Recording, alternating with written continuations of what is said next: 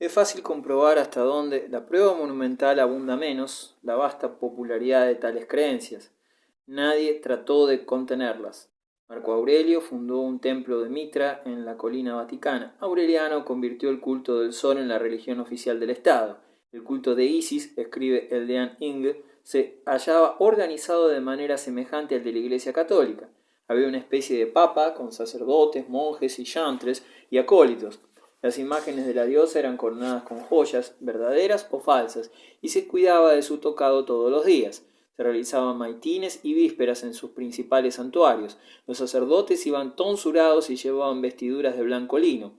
Antes de que Roma se hiciese cristiana, se había convertido en clerical, en una ciudad de templos y de imágenes, de sacerdotes y de procesiones religiosas, de filósofos cínicos encapuchados, cubiertos por sayales toscos de lana, como los frailes mendicantes de la Edad Media, de astrólogos y magos, como los que surgen en tiempos de calamidades públicas, cuando, bajo el reinado de Diocleciano, 284-305, Roma dejó de ser una capital política. ¿No era difícil acaso prever que algún día el lugar del emperador ausente sería ocupado por un sacerdote romano? Los fieles de la religión cristiana se mantenían austeramente apartados de esa efervescencia pagana. Como una sociedad secreta que profesaba opiniones pacíficas y que se negaba a sacrificar al emperador, los cristianos eran sospechosos para la autoridad y de cuando en cuando, como bajo Decio y Valeriano, se hallaban expuestos a severas persecuciones. El odio que en muchos suscita ahora el enemigo del militarismo y de las divisiones sangrientas, y en menor grado el feminista o el comunista, lo despertaba fácilmente la contemplación de aquellos fanáticos excéntricos que denunciaban las crueles abominaciones del anfiteatro, que reclamaban igualdad de trato para la mujer y para el esclavo, y que, despreciando las delicias de la riqueza y de las comodidades, pretendían ser ellos los únicos depositarios de la verdad. Una comunidad que desafiaba de tal modo las convicciones sociales y políticas del mundo se exponía a la impopularidad y a la incomprensión, y así los cristianos eran acusados de ateísmo porque no aceptaban los dioses paganos, de apartarse del trato de las gentes porque denunciaban como envilecedoras las diversiones del pueblo, y de inmoralidad porque no eran comprendidos. Con todo, la Iglesia crecía sensiblemente, impulsada antes que impelida por las persecuciones que nunca fueron bastante sistemáticas y continuas para ser mortales. En tiempo de Aureliano, la fe cristiana se había difundido extensamente en Oriente, 270-273, y en la misma Roma tenía fuertes raíces, constituyendo una influencia rival al culto instituido del Sol Invicto.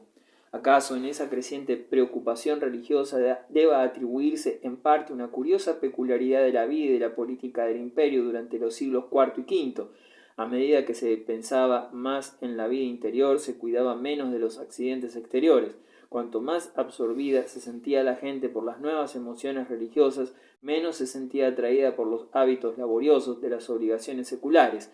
En esa sociedad inquieta y cosmopolita quedaba poco de la antigua llama del patriotismo romano. Una nueva atracción era ejercida sobre un número creciente de hombres y mujeres en Galia, en Italia o en el mundo griego. El Estado ofrecía una carrera, pero ya no hablaba al alma. A medida que las dificultades exteriores crecían, el gobierno era más costoso, menos enérgico y exigía mayores tributos. El peso del Estado sobre el individuo repercutía en debilitar el espíritu de obediencia política, la tendencia a escapar de ella, la repugnancia a pagar las contribuciones que exigía el Estado en sangre, en dinero o en especie, eran comunes a todas las clases sociales y existían entre los campesinos y los mercaderes o en los consejos municipales, y eran combatidos con una política de represión que no lograba sino convertirlos en esclavos de un Estado servil. En las tendencias de la educación de la antigüedad influyó por fuerza la institución de la esclavitud. Incluso las mentes más generosas creían en una aguda separación entre el pequeño número de estudios y empresas propias del hombre libre, que no quería perder su dignidad, y las ocupaciones más utilitarias de las que debía apartarse.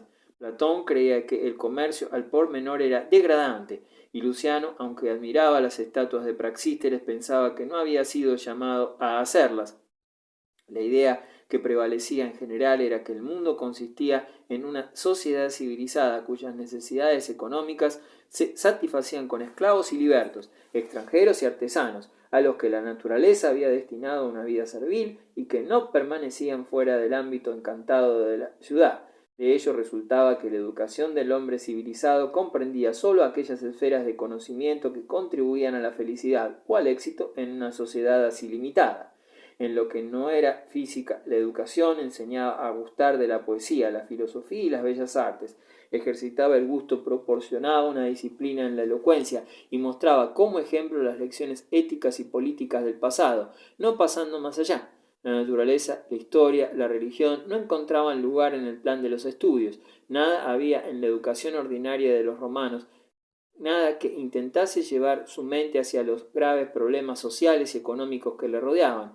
En el siglo I del imperio los esclavos abundaban tanto que revolucionaron la economía agraria de Italia, pero no se intentó nunca medir la productividad de su mano de obra en relación con la libre. Cierto que Varrón llega a aconsejar al propietario de tierras que para el trabajo en tierras insanas prefiera al hombre libre, pues la pérdida de éste le perjudica menos que la de un esclavo. Además, la constante depreciación de la moneda durante el siglo III fue causa de variados males y de un intento violento de remediarlos con medidas coercitivas de carácter económico en el reino de Aureliano, en el cual los hombres lucharon y murieron por millares en las calles de Roma.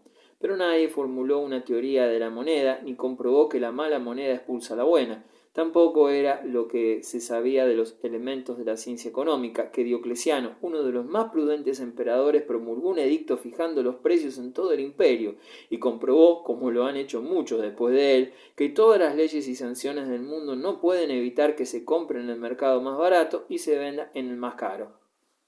El maestro de Eton del siglo XVIII azotaba a sus discípulos. Los jóvenes romanos del siglo II y del III, por el contrario, vapuleaban a sus maestros. Un sistema de educación de la juventud que la encomienda principalmente a los esclavos es difícilmente sano. Con todo, en determinadas circunstancias favorables, el adiestramiento literario de los jóvenes romanos era probablemente tan bueno como el que recibían en Inglaterra los muchachos del reinado de Jorge III. En la esfera de la gramática y de la crítica literaria, una tradición de competencia erudita había sobrevivido a las glorias de la época de Augusto. Los clásicos latinos eran estudiados cuidadosamente y hasta se hacía un esfuerzo, no siempre con éxito, para enseñar el griego como una lengua suplementaria. La educación, sin embargo, no puede ser eficaz reducida a compartimentos estancos, sino que, para ser sana, depende de las frescas corrientes del pensamiento y del interés que despiertan la activa vida intelectual del mundo exterior. Si tanto la poesía como la prosa carecen de grandes impulsos, éstas desaparecerán también de la enseñanza de la juventud. La singular decadencia de la lengua y de la literatura latinas durante el siglo III fue acompañada de una decadencia correspondiente en la eficacia de la educación occidental. En ella no había fermentos comparables a la influencia estimulante de Platón y de Aristóteles, que por tanto tiempo habían mantenido la vida intelectual de la Universidad de Atenas. El mundo pagano occidental sufría de la falta de literatura popular. El movimiento cristiano era considerado por los maestros como vulgar, forastero y remoto. ¿Acaso fue una desgracia que la influencia intelectual dominante en la educación latina fuera la de un maestro de áurea elocuencia? Pues la sombra de Cicerón llenaba todas las clases y a la imitación de sus periodos redondeados se consagraban todos los escolares, de modo que, cuando el imperio padecía por la falta de estadistas y pensadores, el producto típico de las escuelas era el retórico vacío. Al predominio de esta cultura literaria de tan bajo nivel debe atribuirse acaso la falta de inventiva en las artes prácticas que caracterizan al pueblo romano. Después del reinado de Adriano, 138 después de Jesucristo, ya no hubo más ciencia ni más progreso técnico. Incluso en el arte de la guerra, tan bien comprendido y tan brillantemente practicado durante muchos siglos, los romanos se tornaron curiosamente faltos de inventiva. Los cartagineses les enseñaron a manejar los barcos en el mar, los partos el valor de los arqueros montados, los isleños baleares el uso de la honda, los godos la fuerza penetrante de la caballería con armamento pesado, pero, con excepción de una plataforma movible constituida para permitir el abordaje de los barcos, que fue inventado durante la Primera Guerra Púnica, y del fuego griego, que se utilizó decisivamente en la batalla de Accio, no se debe ninguna invención a la mecánica de la guerra al pueblo más belicoso entre los mediterráneos.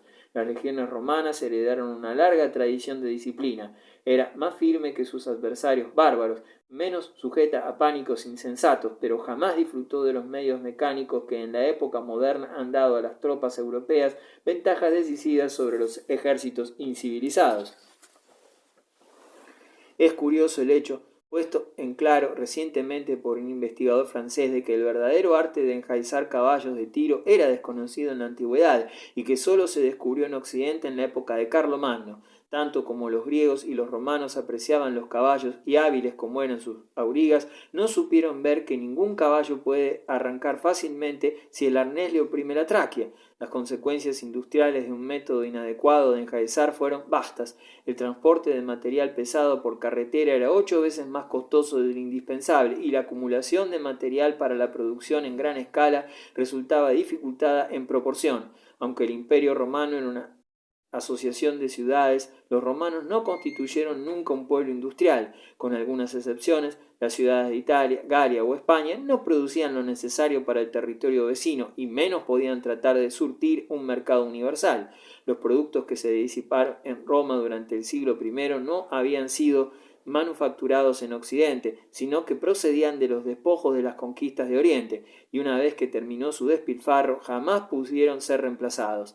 Pero en el reinado de Vespasiano, 69-73 después de Jesucristo, el empobrecimiento de la vieja clase senatorial era notable, aun cuando llegaron mejores tiempos bajo los antoninos y pudieron todavía hacerse grandes fortunas al nivel general de la prosperidad siguió descendiendo. Gradualmente, las ciudades disminuyeron su perímetro y su población, y al ser amuralladas para hacer frente a las eventualidades del siglo III, perdieron mucho de la abundancia y de la fuerza de expansión de su vida anterior. Los suburbios que se extendían con sus jardines y villas de mármol ya no eran apropiados para esos tiempos calamitosos. Severas fortalezas coronaban las colinas y mucho antes de caer el imperio sus ciudades revistieron la librea medieval del temor.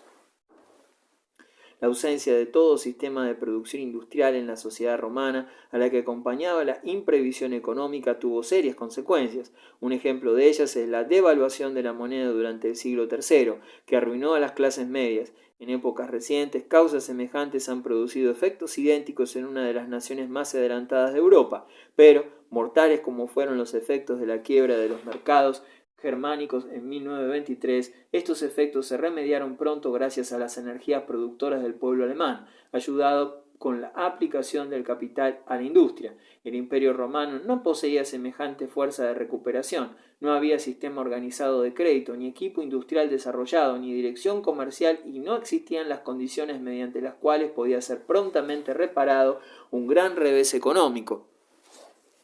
Más importante era la decadencia en la moral, la pérdida de ella, incluso en el Senado, corporación que hubiera debido inspirar a la comunidad las virtudes cívicas del honor y de la independencia, del valor y del patriotismo. No hay contraste más trágico que la imagen del Senado romano en los días de su gloria durante las guerras púnicas, según Livio, y la de la misma asamblea rebajándose a sí misma en servil adulación ante el sombrío Tiberio, que Tácito ofrece a sus lectores. En esta pérdida de la dignidad moral y de la independencia debemos ver el terrible precio que Roma estuvo obligada a pagar por las guerras civiles y por las proscripciones que diezmaron su clase dirigente y extinguieron la llama de la libertad republicana. Pero, además, la desmoralización no se limitaba a los senadores de Roma. Polibio, que escribía 100 años antes de Augusto, había señalado los efectos desastrosos del lujo y de la inmoralidad en la población de Grecia. Las causas que obraron allí existían en todo el litoral mediterráneo. En todas partes, excepto en Egipto, había falta de hombres, y la razón era la misma, el decrecimiento de la natalidad.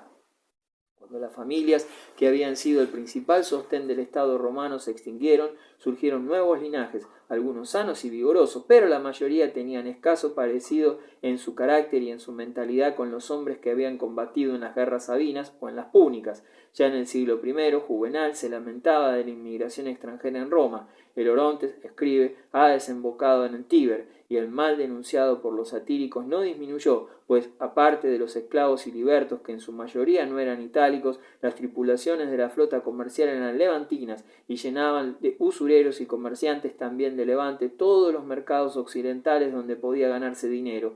Durante el siglo IV se debió mezclar mucha sangre extranjera, griega, asiática y púnica, ibérica, con la nativa itálica en Roma y en las mayores ciudades de Italia. La mezcla no contribuyó a mantener un alto nivel del sentido del deber público.